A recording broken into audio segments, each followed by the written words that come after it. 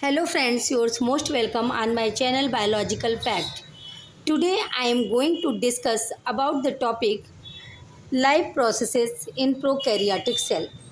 Prokaryotic cell में कैसे जीवन प्रक्रियाएं कंप्लीट होती हैं, इसमें हम आपको 3 पॉइंट्स बता चुके थे। First nutrition, second growth and third respiration.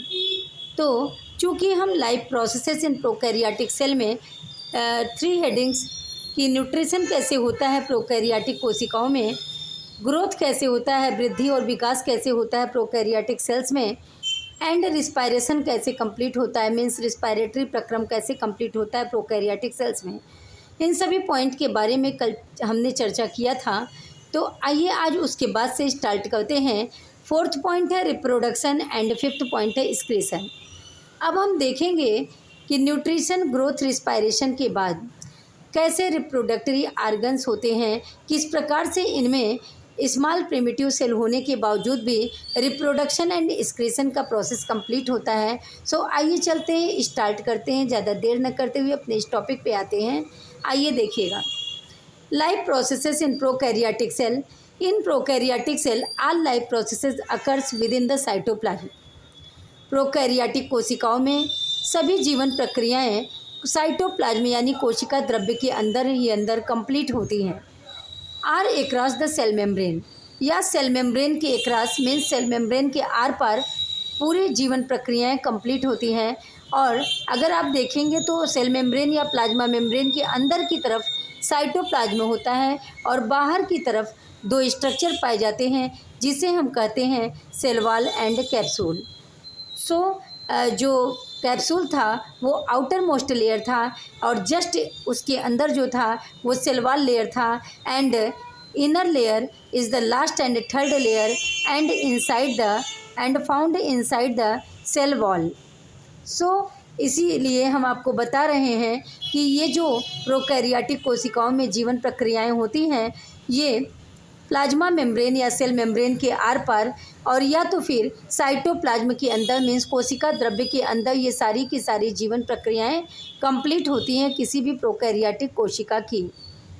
तो सबसे पहले प्रक्रम इसमें न्यूट्रिशन है, सेकेंड है ग्रोथ, थर्ड है रिस्पायरेशन, फोर्थ है रिप्रोडक्शन, फिफ्थ है एक्सक्रीशन। तो हमने कल तक यहाँ कंप्लीट कर लिया था रिस्पायरेशन तक। आज हम फोर्थ पॉइंट रिप्रोडक्शन स्टार्ट करने जा रहे हैं। दोस्तों हम आपको बता दें रिप्रोडक्शन प्रोसेस का सबसे पहले अर्थ क्या होता है, आप जान लीजिए।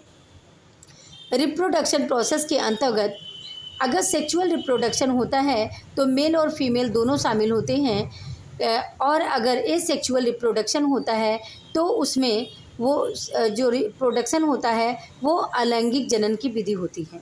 मीन्स रिप्रोडक्शन 2 टाइप्स का होता है, sexual reproduction and asexual reproduction. तो आज हम बात करने जा रहे हैं रिप्रोडक्शन के अंतर्गत एसेक्सुअल रिप्रोडक्शन के बारे में। आइए जानते हैं इस टॉपिक रिप्रोडक्शन के अंतर्गत। चूँकि रिप्रोडक्शन का अर्थ ही होता है कि जो अपनी संख्या को बढ़ाए, मीन्स जिसमें संख्या की बढ़ोतरी हो, प्रजनन हो, उसे हम कहते हैं रिप्रोडक्शन। और सभी जितनी भी जीवित कोशिकाएं होती हैं, जितने भी जीवित सेल होते हैं, चाहे भी कोई भी जीव हो, चाहे छोटे से छोटा जीव हो, चाहे बड़े से बड़ा जीव हो, सभी में रिप्रोडक्शन का प्रोसेस पाया जाता है। आइए देखते हैं इस प्रिमिटिव प्रोकैरियोटिक सेल में रिप्रोडक्शन का प्रोसेस कैसे कंप्लीट होता है। In reproduction process prokaryotic cell reproduces asexually. Prokaryotic कोशिका जो होती हैं वो एसेक्सुअली रिप्रोड्यूस होती है, मीन्स प्रोकैरियोटिक कोशिका में अलैंगिक विधि से प्रजनन होता है। तो ये एसेक्सुअली रिप्रोड्यूस होती हैं। अपना रिप्रोडक्शन प्रोसेस कंप्लीट करने के लिए ये एसेक्सुअल रूप से विखंडित होते हैं। एसेक्सुअल मीन्स अलैंगिक जनन। अलैंगिक जनन जो जिसमें मेल और फीमेल 2 लिंगों की ज़रूरत नहीं पड़ती, 2 सेक्सेस की ज़रूरत नहीं पड़ती, उसे हम कहते हैं अलैंगिक या एसेक्सुअल। सो ये एसेक्सुअली रिप्रोड्यूस होता है कोई भी प्रोकैरियोटिक सेल।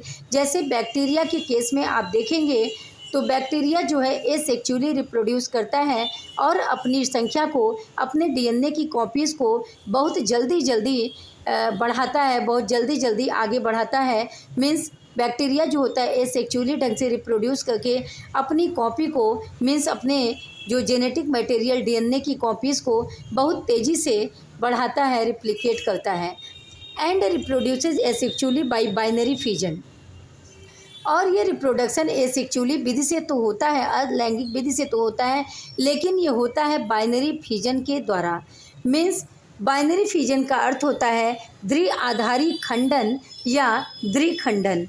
बाई का मीन्स होता है दो या द्वि, मीन्स अगर कोई भी चीज़ अगर एक कोशिका दो कोशिका में डिवाइड हो जाए, एक से कोई भी चीज़ दो बन जाए तो उसको कहते हैं बाइनरी।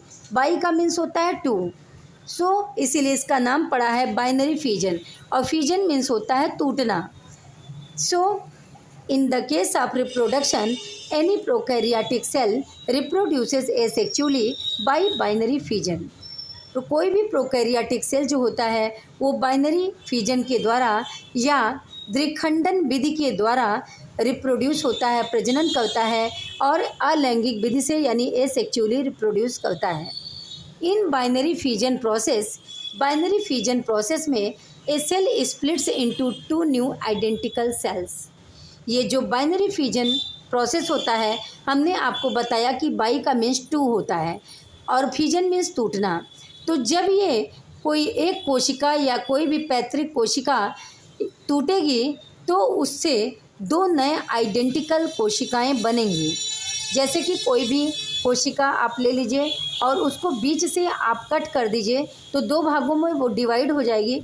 तो इसी प्रकार से बाइनरी फिजन होता है, जो एक पैतृक सेल होता है उससे टू आइडेंटिकल कोशिकाएं बन जाती, मीन्स एक से दो जीवों का निर्माण हो जाता है, एक इंडिविजुअल से दो इंडिविजुअल्स का निर्माण हो जाता है। इसी को हम कहते हैं binary fission.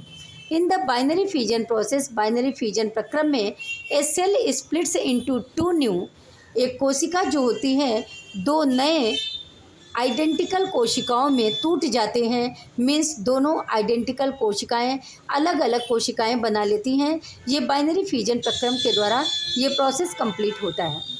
So prokaryotic cell reproduces asexually by binary fission. In binary fission process a cell splits into two new identical cells.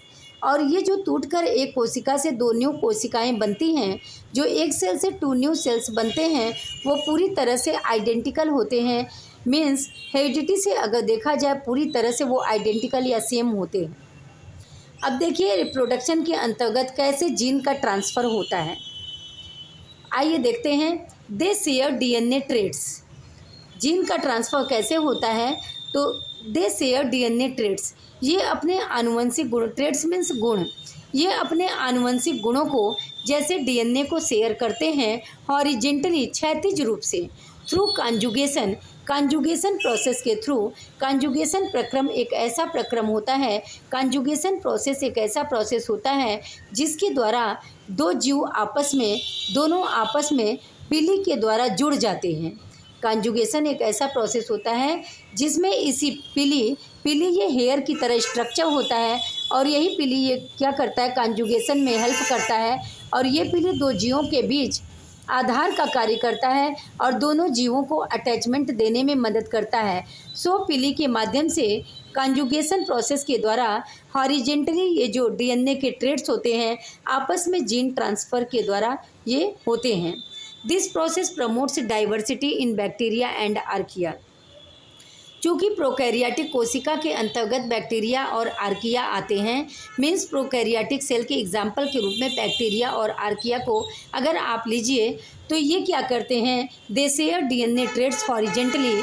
ये अपने डीएनए के गुणों को मीन्स अपने आनुवंशिक गुणों को ये हॉरिजेंटली मीन्स क्षैतिज रूप से, जो समतल सीधे होता है बाएं से दाएं, उस प्रकार से हॉरिजेंटली अगर उसे कट किया जाए तो ये थ्रू कॉन्जुगेशन प्रोसेस के द्वारा मीन्स संयुग्मन प्रोसेस के द्वारा दोनों जीव आपस में अटैच हो जाते हैं पिलाई के थ्रू और बाद में दोनों जीव कॉन्जुगेशन प्रोसेस के द्वारा दो नए जीवों का निर्माण कर लेते हैं।